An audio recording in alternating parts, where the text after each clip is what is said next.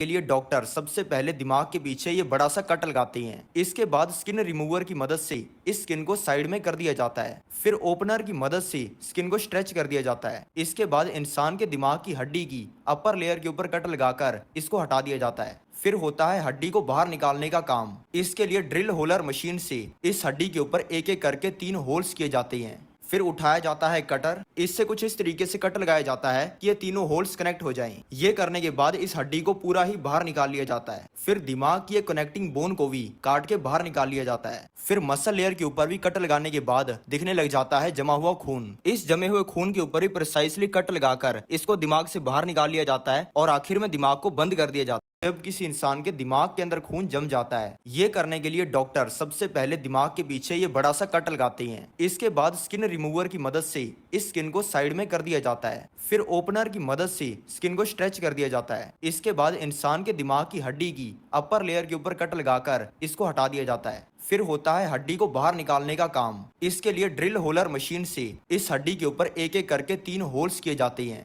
फिर उठाया जाता है कटर। इससे कुछ इस तरीके से कट लगाया जाता है कि ये तीनों होल्स कनेक्ट हो जाएं। ये करने के बाद इस हड्डी को पूरा ही बाहर निकाल लिया जाता है। फिर दिमाग की कनेक्टिंग बोन को भी काट के बाहर निकाल लिया जाता है। फिर मसल लेयर के ऊपर भी कट लगाने के बाद दिखने लग जाता है जमा हुआ खून। इस जमे हुए खून के ऊपर ही प्रिसाइसली कट लगाकर इसको दिमाग से बाहर निकाल लिया जाता है और आखिर में दिमाग को बंद कर दिया जाता है। इंसान के दिमाग के पीछे चीरा लगाया जा रहा है, ये कौन सी बीमारी है? दोस्तों, ये ट्रीटमेंट तब करना पड़ता है जब किसी इंसान के दिमाग के अंदर खून जम जाता है। ये करने के लिए डॉक्टर सबसे पहले दिमाग के पीछे ये बड़ा सा कट लगाते हैं। इसके बाद स्किन रिमूवर की मदद से इस स्किन को साइड में कर दिया जाता है। फिर ओपनर की मदद से स्किन को स्ट्रेच कर दिया जाता है। इसके बाद इंसान के दिमाग की हड्डी की अपर लेयर के ऊपर कट लगाकर इसको हटा दिया जाता है। फिर होता है हड्डी को बाहर निकालने का काम। इसके लिए ड्रिल होलर मशीन से इस हड्डी के ऊपर एक एक करके 3 होल्स किए जाते हैं। फिर उठाया जाता है कटर। इससे कुछ इस तरीके से कट लगाया जाता है कि ये तीनों होल्स कनेक्ट हो जाएं। ये करने के बाद इस हड्डी को पूरा ही बाहर निकाल लिया जाता है। फिर दिमाग की कनेक्टिंग बोन को भी काट के बाहर निकाल लिया जाता है। फिर मसल लेयर के ऊपर भी कट लगाने के बाद दिखने लग जाता है जमा हुआ खून। इस जमे हुए खून के ऊपर ही प्रिसाइसली कट लगाकर इसको दिमाग से बाहर निकाल लिया जाता है और आखिर में दिमाग को बंद कर दिया जाता है। इंसान के दिमाग के पीछे